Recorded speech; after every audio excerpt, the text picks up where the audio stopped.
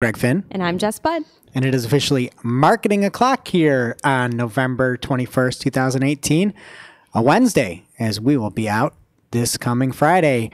But remember, you can catch us here live without a net, typically on Fridays, today on Wednesdays on YouTube, or you can consume us via your favorite podcasting player. And remember to follow along with us in our show notes. You can just head over to marketingoclock.com for all of the links from today's articles. And first up, a correction. Oh. Last week, I made a mistake. When talking about the new app Smush, it is not smush.it. It was smush.app. And that's what you get for having a dumb top-level domain name. You may have people confuse it, but if you were looking for that, it is not smush.it. It is smush.app. There is no smush.it. Maybe we'll go buy it after this. Is it squoosh or Squish? smoosh? Who knows? This way, don't make words up. But anyways, one big correction, and it'll be in the show notes today. Perfect. And it was in the show notes last week, too. So hopefully everybody read up on it. Big news this week, people. Big Oh, yeah? news. Yeah. Is it about Bing? It is. Something revolutionary, cutting edge, never been seen before? No, but I'm supposed to be nice. So, so we'll leave that alone. But yeah, we're putting the big in Bing with big news. That's not how you spell Bing. Now, Bing Ads is offering expanded text ads.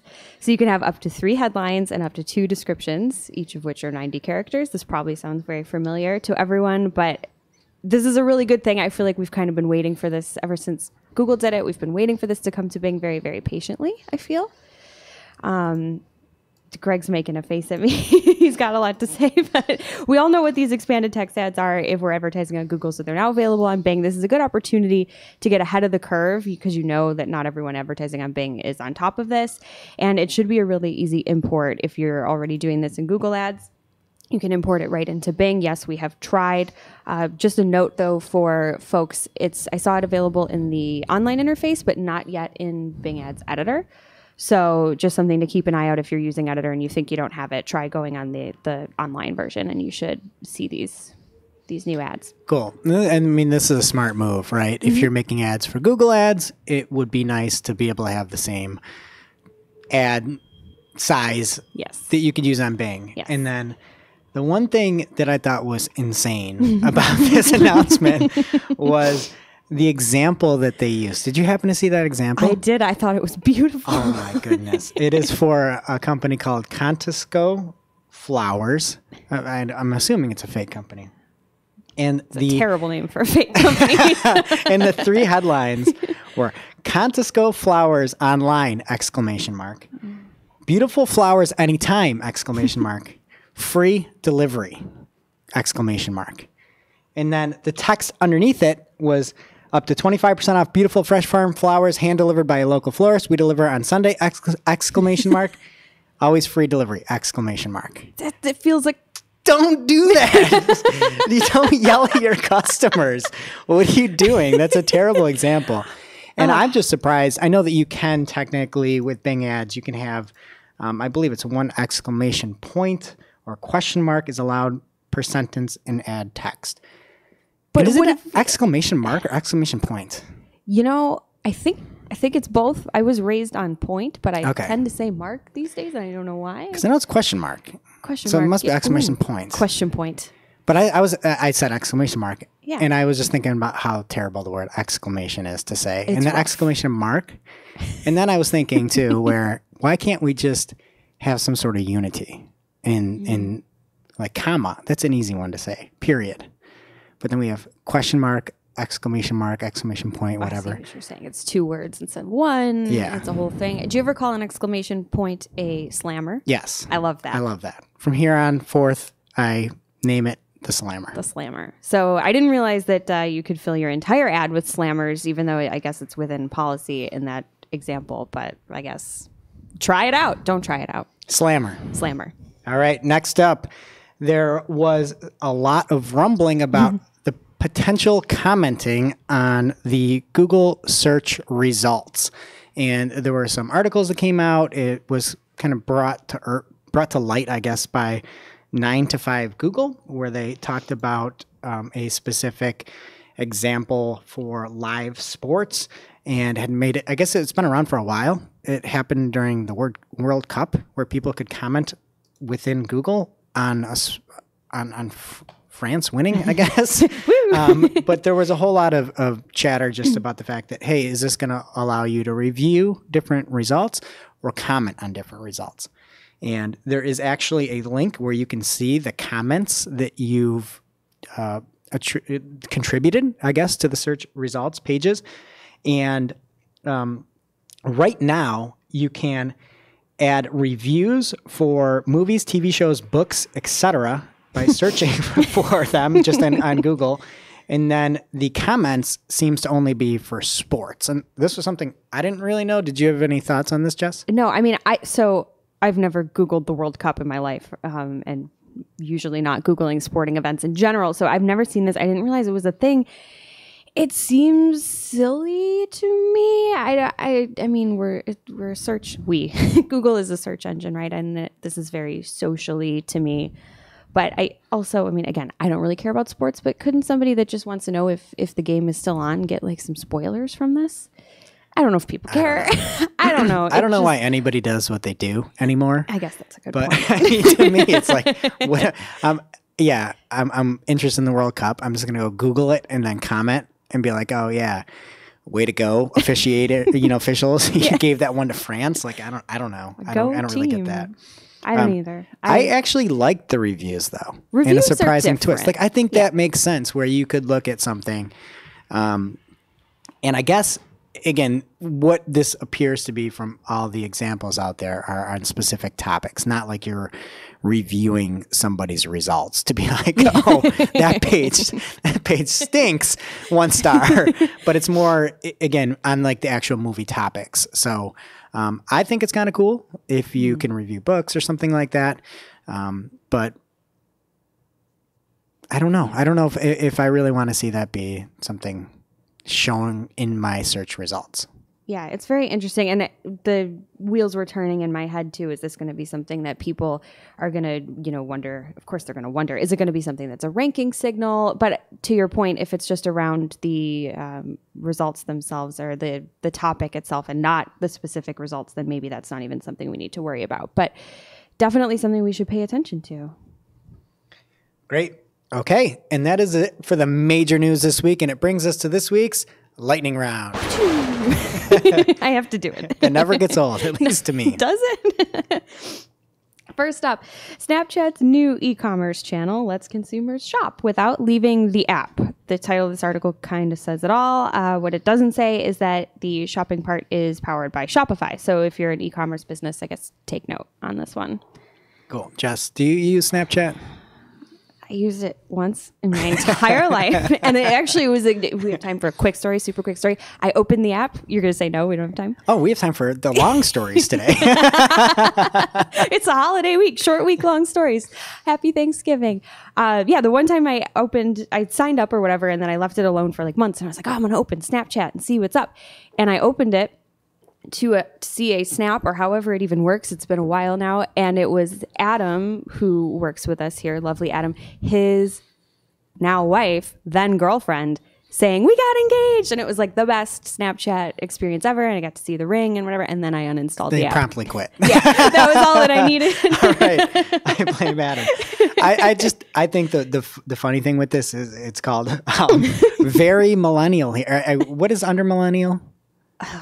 Something youngin level. Do they have a name yet? They should have their own name. It's like some stupid name like Gen ZQ or something. I don't know. It's some name. ZQ? It sounds like a space woman. I just made that up. I don't know. Gen, like generation. Yeah, generation. There's some name, but it's clearly catering to them.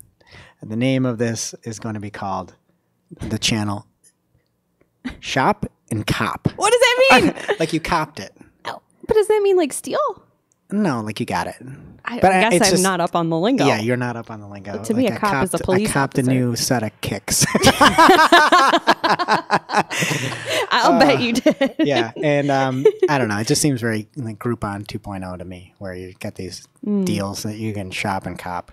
So, okay. Anyway, on to next news. Google My Business Insights will be getting more recent data. There was a bit of a lag on some of the data that was being reported in your My Business analytics, and it had a lag of up to 3 days at some point. Yee. But now it's going to be more real time, so or at least more real-time? recent data. So 2 days, 1 day. Cool. Next up, Instagram kills off fake followers, threatens accounts that keep using apps to get them. This is great news for people like me who get really excited for comments coming in, and then it's just like great post or sweet or cute, and it's all that spam accounts posting spam comments and making you feel good about yourself, and then bad. yeah, the article we grabbed this from was TechCrunch, and in the article, there was a statement that just made my stomach turn that said, now that brands are even paying nano-influencers. Okay. So you're like So a you're little less mini, of an influencer. but that's a term. We live in a world where nano-influencers is a word. Are we nano influencers? Probably. I'm gonna go with yes. Also, fresh in from our stats and research team, the ages, if you were born from 1946 to 1964, you're a baby boomer. 1965 to 1976, you're Generation X. 1977 to 1995, you're Generation Y, aka a millennial. Oh. And 1996 to present, you're Gen Z, also known as iGen, like an iPhone, iMac, iGen. Stop. Yeah, it's terrible. Or Centennials. Centennials? So, yes. That sounds like indubitably the Centennials are here. Yeah, they're definitely not They don't Centennials. deserve They're that iGen. name. No. Okay. So we're millennials. I feel like everyone complains about millennials, but it's really these iGeners that are awful. Yeah, it's all iGeners. Okay. So next up in the news, Facebook is finally rolling out the How Long Do I Spend on Facebook dashboard. This was announced in June, and you can access it by going to Facebook's More tab in the app, go to Settings and Privacy, and then you can see your time on Facebook. And Jess, I don't have the Facebook app, so you are going to do it live on the air. All right. How much time do you spend on Facebook? Tell it to the world. Okay. It's okay. Let's just be grateful Candy Crush doesn't have this feature. Ooh, here we go. I spent an average of 2 minutes a day using the Facebook app on this device in the last week. It's got me for 5 minutes today, though, which I think was all just me trying to figure out how to get to this page. Well, that's why you're a nano-influencer. You need to get that number up. I don't hate Facebook. I just don't use it a lot. Okay. Is that fair? Yeah. So yours would probably say 0 since you don't, I don't have the app, so mine's a 0. Fair enough. I'm over Facebook. It's too much. Me too. Thank you for making me feel Well, you better. still have 2.6 minutes a day on there. Yeah, which I don't know how. I guess I'm searching for people to talk to. Creepy. Yeah, I know. I tried to make it so. Next up. Remember a while back, if you're a loyal fan, you might have remembered us talking about video ad sequencing as an ad format on the YouTube. Well, even if you're not a loyal fan, you're hearing about it now. It's basically, it allows advertisers to break free from single spot ads and showcase several ads in a series across various ad types and devices. So we reported on this a while back that it was coming, and it is officially available globally to everybody. So if this is something you are interested in doing and didn't have access before, you should now. So get on it. Cool. And in the show notes, you'll see how you can actually implement this. The one thing that I loved, I love the small details on life, is that when you set it up, you need to set up a new campaign. You can either choose product and brand consideration as your goal, brand awareness and reach as your goal, or you can create a campaign without a goals guidance. I just like that that's the name of it. I'm going to set it up without a goal. And then there's, again, some ways that you can choose your bidding strategy. And then there's, again, target CPM is how you go about it.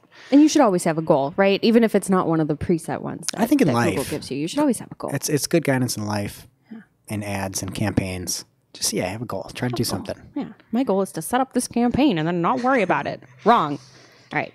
All right. Next up is the article from Adweek called 40% of this demographic will use voice to shop this holiday season.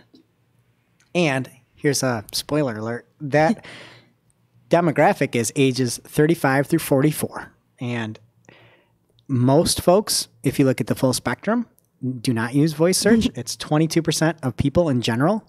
But in that one subsection, 35 through 44, 40% of adults will be using a voice search in their shopping this holiday season. Does that blow your mind? It really does. Right? That 40% stat of that age group. Yes. You know me, I'm like frugal Finn over here. I like seeing some pricing and doing a little shop. I like the work of doing that. I don't want like some assistant to just buy me the most highest priced doodad this holiday season. But I feel like most people in that age group would agree with you. Like, how do they? I don't know. I mean, maybe those iGen folks trust Alexa a little bit more than you and I do, but that seemed very high to me for that age group, and I'm still just like, I'm floored by that. Yes. So, I mean, there's a 22% chance that you, Jess, will be purchasing via voice search this holiday season. Because I'm still under 35. Is that true? There's a 0% chance. So no, it's not true. What about you? You're in the 40% age range group. Yeah, you're on the low end of that, by the way. It's a 0 here too. All right. Yes, nano influencers are not using voice search, I guess. All right. Okay, next up, advertisers are unfazed by the latest Facebook bombshell. That is the headline. The sub-headline says the social network is unlikely to lose any marketing dollars despite being rocked by yet another scandal. I don't know. The article goes on to talk about all these controversies with Facebook this year and all the data breaches and everything that's going on. And even though they cited one example where people did pull back on spend, the overall gist of it is that nobody has stopped or even slowed their advertising on the platform. And I don't know what that says about us as marketers, but everybody's still just spending away advertising on Facebook, even though it's just been nothing but a mess this year. Yeah, I think the big thing is nobody cares. Nobody cares about any of this. Consumers don't care. You're out here gallivanting around, spending 2.6 minutes a day on your Facebook app, even with the privacy concerns. And if the ads work, people are still going to use it. It doesn't matter. That's true. So that's true. It still does things that no other ad platform can do. You're not like, I just heard that testimony in front of Congress.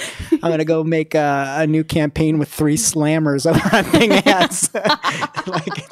If it's working, you're just going to stick with it. Oh, nobody man. cares. Gallivanting, he said. Gallivanting. All right. Next up from Search Engine Roundtable, domain name registration expire dates or length are not a Google ranking factor. This comes under the no duh category that we've heard for a while here. And again, it's not a ranking factor. There's many reasons why certain registrars can't, you can't register for as long, essentially. You can't be like, I'm going to buy this for 10 years. It's longer time frames. Don't look at it if anybody talks about it. Just run the other way. Yeah, gallivant in the other direction. Across town, sir. Centennials. All right. According to an analyst, Amazon Echo owns 75% of the global smart speaker market. That was the title of the article, but there's more important details inside of it. This was on Marketing Land. The gist of it is that more than 75 million voice search devices will or are projected to be in the hands of consumers by the end of 2018. That is a lot of devices. Well, I guess devices, because they're for voices. We keep saying it. Voice search isn't going away. So if you're not thinking about it as part of your digital strategy, now is really the time to start. It's here. It's happening. It's all happening. Great. All right. And next up, there was an article from Axios. I never know how to say this. I need to just actually learn how to say this. But Axios. I like that. And it's an exclusive poll that America is souring on social media giants. And kind of the lead in this article is that more people across all different political platforms that you identify with think that social media now hurts free speech more than it helps free speech at a higher percent. Mm-hmm. They think it hurts than when they looked at it before, last November, and more people think that it doesn't help free speech, which is ridiculous. It's ridiculous. You can say whatever you want. I mean, as long as you're not, being malicious about it, but to say like it's free speech, I don't know. Did they say what the age of the people were that they surveyed, though? Because I just wonder if they're confusing some of the other crap that's been going on with Like they're just taking that as a negative and they're saying, oh, they're limiting free speech because they gave away our data. Like I think that sounds crazy. I'm not saying that that's accurate, but I just wonder if people are just, I don't know. I thought maybe I couldn't read charts, but it looks like it's down. Everyone thinks that social media hurts. So I don't know. Maybe I'm just crazy. Yeah. And the big thing was that Republicans think that their speech is censored, and Democrats think that there's evil ad targeting out there. That's kind of the takeaway. But whatever. I'm over it. Yeah. Then don't speak freely. What do I care? Yeah. You Keep it do to you. yourself. Send an email. A chain email. All right. In super important news, personally, we think that this is great. Search Engine Land is holding a, quote, totally unauthorized vote to rename Exact Match. So obviously Exact Match it's anything but Exact Match. We've talked about this. We know how Greg especially feels about this topic. But if you want to weigh in, if you feel strongly that Exact Match is the wrong name for it, again, this is totally unofficial, but check the link in our show notes and cast your vote. Let's call it something else. Greg, did you vote? Oh, I voted. I voted. And I was trying to hide my answers from you because we share the same note document. Yes. And I can't remember if I named it close. I think I named it custom was one. You have 3 votes you can cast. Mm-hmm. So my first was custom. And then my second was smart. And my third, stupid. Did you really put that in there? Yes. That's amazing. So I hope one of them wins.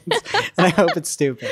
Oh, that's really, really good. What were your votes? Mine were close, intelligent, and smart. And I feel like ours are pretty aligned because we've talked about this a bunch. But I should have put stupid. If I knew that you were voting for stupid, I would have at least cast a second vote for that. That's brilliant. All right, next up this week, speaking of stupid, LinkedIn launches its own Snapchat stories. Here's why it shouldn't have. And this comes from TechCrunch. And LinkedIn has what's called student voices, their version of stories that will show up at the top of LinkedIn if you are a student and will last for a week before disappearing. And I'm done with the stories. It's one of those things I don't understand. Yeah. The story generation, those Y-Gen, or not Y-Gen, I-Gen. Who knows? I'm sick of the gens. All the generations. Just get out of here. But so you said it's going to disappear. It's going to disappear from that top thing, but they did say that it's going to remain on your profile or thing forever, your profile forever. I don't know. I just can't picture being like, oh, I'm a student. Let's just shoot over to LinkedIn. I'm really excited to see what happens with student voices this week. I agree with you. I feel like it's a bit of a reach for the platform. It's also like, LinkedIn, you are so different from everybody else. Stay that way. Like people use you for legitimate, I think, purposes that align with what you are as a platform. Don't just go try to be Snapchat because the next thing you know, we're going to shop and cop on LinkedIn, and I don't know what that means. Yeah, I shopped and copped a pair of nice Cole Haan loafers and some Dockers slacks on LinkedIn. I don't even know what's happening anymore. Okay. And that does it for this week's lightning round. And it brings us to our must-read marketing article of the week. An article so in-depth, so detailed that we cannot cover the entirety of it on our show here today. And this week's article is called Announcing the 2018 Local Search Ranking Factor Survey from Darren Shaw over on Moz. And this is the results of a survey, and one of the biggest trends in local rankings this year is Google My Business. Oh. So I just totally talked over the winner, and you spoiled it. And I spoiled it. So everybody's a loser here. But it's a great look where you can see all the different percentage breakdown of how many experts in the industry see local rankings. And it's just a lot of really good data that picks a lot of smart folks' brains. So it's something that if you have a business, if you do local search in any way, it's something you don't want to miss. Amen. And that does it for today's show. It is now officially not Marketing O'Clock. Remember, you can catch all the content from today's show on marketingoclock.com or in the descriptions below. Please be sure to subscribe so you don't miss a single episode, especially like this week when we did it off the calendar because of the holiday. Yep, and we have a new newsletter coming. If you want all of the stories that you heard today delivered right into your inbox, we have a sign up on marketingoclock.com. So let us know that you're interested, and we will get the fresh stories delivered directly to you. Why wouldn't you want that? It makes life so easy. Everybody does. Everybody does, because we're nano influencers. Absolutely. And we will see you here next week. Happy Thanksgiving. Bye. Bye.